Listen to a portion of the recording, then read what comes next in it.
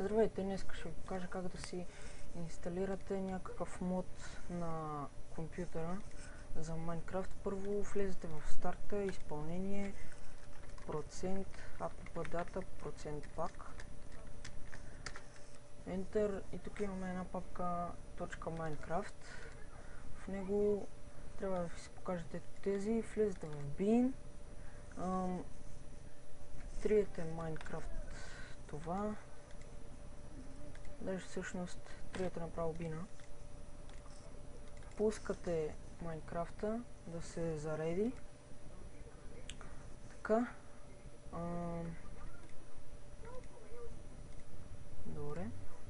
И докато се зарежда и се апдейтва, влизате в google.bg и примерно искаме да се инсталираме Minecraft 1.2.4 Too Many Items. Натискате тук.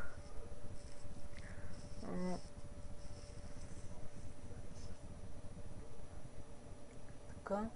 И ето както виждате, тук може, има една лентичка с много възможности да си триете айтемите, да се слагате на креатив, не креатив, survival или креатив, да пропускате дъждата, да го спирате ден, точно ден, нощ идва, точно нощ.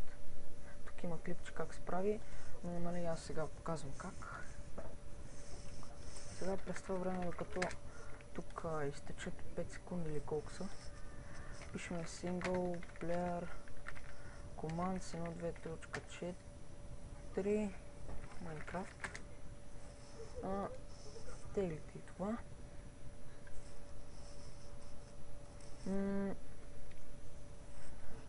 Така. Download single player commands. Едното с инсталация, другото трябва да се бърка в Майнкрафта.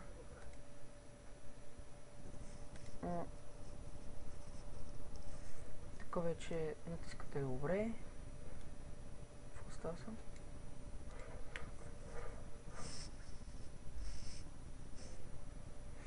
Добре. Нещо линк не работи май.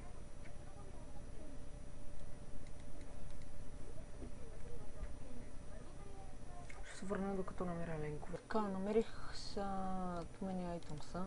Някъде тук трябва да имам и single player командите.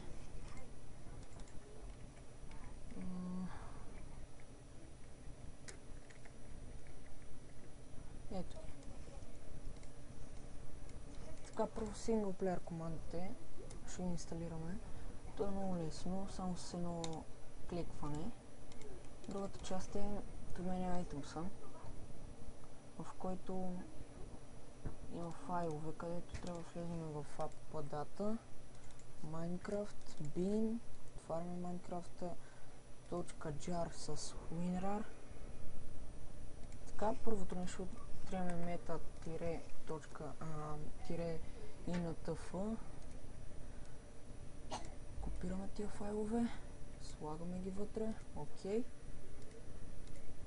Така. И това вече се инсталира май, да. Влизаме в Майнкрафта.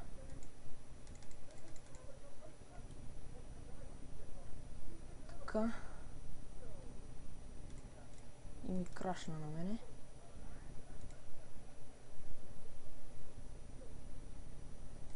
Нещо ми се прави върджавата. Все пак, дано съм ви помогнал. Това беше от мене.